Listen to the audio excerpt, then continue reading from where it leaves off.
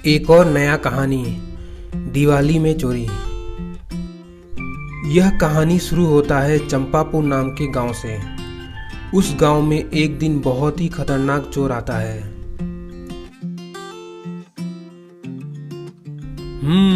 लगता है इस गांव में बहुत ही धनी लोग रहते हैं। यहाँ पर चोरी करने में मजा आएगा। उसने एक नकली दाढ़ी लगाया और गरीब होने का नाटक करके उस गांव के अंदर घुस गया। बहुत देर तक चलने के बाद वह एक घर पे गया और एक आदमी को उसने वहां पर खड़ा देखा और उसके पास जाकर कहने लगा, मुझे कुछ पैसे दे दो प्लीज़, मुझे कुछ पैसे दे दो, बहुत दिन से मैंने कुछ नहीं खाया है, प्लीज़। ऐसा कहकर गिड़गिड़ाने लगा। तभी वह आदमी कहने लगा, देख तू तो मुझसे भी ज़्यादा हट्टा कट्टा लगता है। ज़रूर तू नाटक कर रहा है। कोई काम धंधा कर और पैसे कमा, ठीक है, निकल यहाँ से। लेकिन उस चोर की नज़र जीप पे थी और उसको वह चोरी करना चाहता था। उस समय तो वह वहाँ से निकल जाता है, लेकिन कुछ देर बाद घर के पीछे से आके उस नए जीप को देखने लगता है और कहने लगता है, इस जीप को तो मैं चुरा के ही रहूँगा। आज रात का चोरी करने का प्लान बनाता हूँ। तभी उस जीप का मालिक पीछे से आ जाता है। चल निकल यहाँ से, क्या कर रहा है यहाँ पर तू, भाग यहाँ से जल्दी। फिर वह किसी तरह अपना जान बचा के वहां से भाग जाता है। लेकिन कुछ दिनों बाद वह उस नए जीप को चोरी कर ही लेता है और रात के समय उस जीप को लेकर वहां से भाग जाता है। वह सभी चोरी किए हुए सामान को लेकर एक जंगल में जाता था और वहां पर टूटे फूटे घरों के पास उसको छुपा के रख देता था। इस तरह उसने उस गांव में बहुत दिन तक चोरियां की और सारे गाड़ियों को वहां पर छुपा कर रख दिया और सोचने लगा, ज़्यादा दिन तक इन गाड़ियों को मैं बाहर नहीं रख सकता, मुझे कुछ और उपाय करना चाहिए। उसी समय उसको एक बिल से सांप बाहर निकलता हुआ दिखा। वह सोचने लगा, हाँ अब मुझको भी सांप बनना पड़ेगा। मैं भी खुदाई करता हूँ और इन सभी गाड़ियों को ज़मीन के नीचे छुपा देता हूँ, किसी को पता नहीं लगेगा। फिर वह खुदाई शुरू कर देता है और बहुत बड़ा गड्ढा खोदना शुरू कर देता है। उसके बाद एक एक करके सभी गाड़ियों को उस गड्ढे के अंदर छुपाना शुरू कर देता है। जमीन के नीचे उसने बहुत बड़ा गड्ढा खोद रखा था और उसमें गाड़ियों को रखने का बहुत जगह था। वह फिर नई चोरियां करने के लिए एक नए गांव में घुस गया और वहां पर जाके सभी कीमती चीज़ों को देखने लगा। उसी गांव में एक टिंकू नाम का लड़का रहता था और उसके पिताजी जेसीबी चलाया करते थे। वह भिखारी उनके घर भी आ जाता है और टिंकू और उसके माता को वहां पर खड़ा देखकर उनके पास जाता है।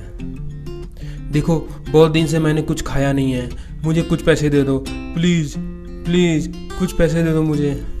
ऐसा वह कहकर गिड़गिड़ाने लगा। तभी टिंकू बोलता है, आपने उसको पैसे क्यों दिए, वह तो बहुत हट्टा कट्टा लग रहा था, मुझे तो वह गरीब नहीं लगता है, कोई ढोंगी लगता है। उसी दिन रात को उस चोर ने टिंकू के घर से वह जेसीबी भी चुरा लिया और उसको लेकर जंगल के अंदर चला गया और बाकी गाड़ियों के साथ रख दिया। फिर कुछ दिनों में बहुत सारी गाड़ियां होने के बाद उसने सभी को ज़मीन के अंदर ले जाना शुरू कर दिया और एक एक करके सबको ज़मीन के अंदर छुपा कर रख दिया। और उसने सुरंग को ऊपर से घास से ढक दिया ताकि लोगों को पता ना लगे कि यहाँ पर कोई सुरंग है। इस तरह उसने जगह जगह पतले पतले सुरंग बनाए ताकि वह आसानी से कहीं से भी निकलकर बाहर आ जाए। उधर जेसीबी गायब होने की वजह से टिंकू और उसके माता पिता बहुत दुखी थे। उनको समझ में नहीं आ रहा था कि चोरी किसने किया। एक दिन फिर टिंकू ने उस गरीब आदमी को उस गांव से गुजरते हुए देखा और उसको उस गरीब आदमी पे पूरा शक होने लगा। तो वह अपने कुत्ते के साथ उसका पीछा करने लगा। चल शेरू और तेज दौड़, इसका हम आज पीछा करेंगे और पता लगाएंगे ये आता कहाँ से है। लेकिन तभी वह चोर तेजी से दौड़ते हुए अपने सुरंग के अंदर कूद जाता है और उसको ऊपर से घास से ढक देता है। तभी टिंकू वहाँ तक दौड़ते हुए आता है और चारों ओर देखने लगता है। अरे यही था। चल बाहर निकल, कहाँ छुप गया है तू, बाहर निकल, ऐसा वह कहने लगा। थोड़ी देर तक खोजने के बाद कुत्ता एक जगह जाकर भौंकने लगा। तभी टिंकू की नज़र नीचे पड़ी और उसको पूरी बात समझ में आ गई।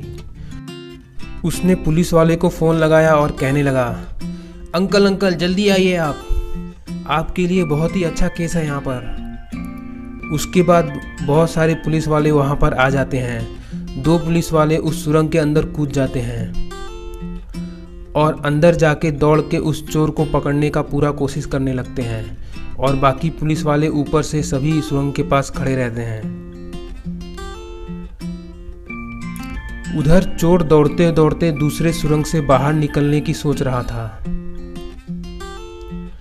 लेकिन तभी टिंकू का कुत्ता घर से बहुत सारे पटाखे लेकर आता है और टिंकू सभी पटाखों को ले जाकर उस सुरंग के अंदर डाल देता है और उस पे आग लगाते ही सारे रॉकेट वाले पटाखे नीचे जाते हैं और उनको देख के वह चोर डर जाता है और दूसरी ओर भागने लगता है। वह चोर उस सुरंग के अंदर फंस जाता है और तभी 2 पुलिस वाले दौड़ते हुए वहां पर पहुंच जाते हैं और उस चोर को पकड़ लेते हैं। हाय दोस्तों, एक बार फिर मैं आपके लिए लाया हूं बहुत ही मज़ेदार कहानी। यह कहानी शुरू होता है रामपुर नाम के गांव से। उस गांव में एक विनोद नाम का आदमी रहता था। एक दिन वह शाम को सब्जियां लेने के लिए जंगल की ओर से शहर की ओर जा रहा था।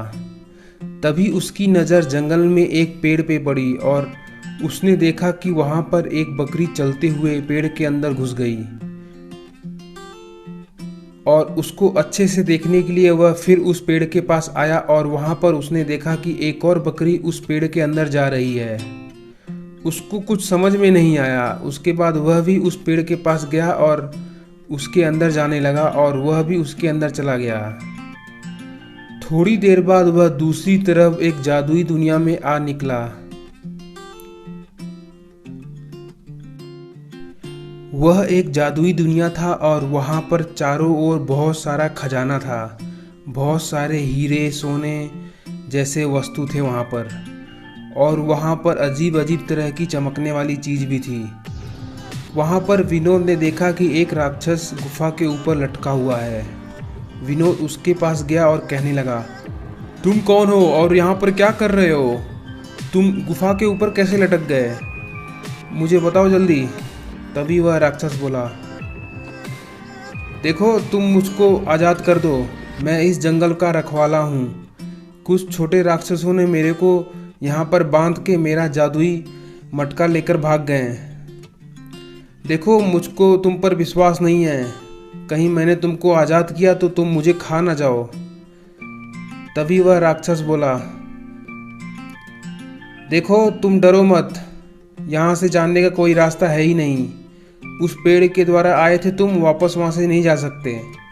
अगर विश्वास नहीं होता तो देख लो जाकर। तभी विनोद उस पेड़ से वापस जाने की कोशिश करता है, लेकिन जैसे ही वह पेड़ के पास जाता है वह धक्का खा जाता है और नीचे गिर के सोचने लगता है, अरे ये तो सही कह रहा है, अब इसी को पता होगा मैं कैसे वापस जाऊंगा। फिर विनोद किसी तरीके से उस गुफा के ऊपर चढ़ जाता है और उस बड़े हरे राक्षस को छुड़ा देता है। इस तरह वह आज़ाद हो जाता है। फिर विनोद और वह हरा राक्षस दोनों आपस में मिलके एक प्लान बनाते हैं कि किस तरह से उस जादुई मटके को वापस लिया जाए। उधर वह छोटे छोटे राक्षस उस जादुई मटके का इस्तेमाल करके उसमें से बहुत सारा खाना निकाल रहे थे और बहुत स्टाइल से वहां पर डांस कर रहे थे।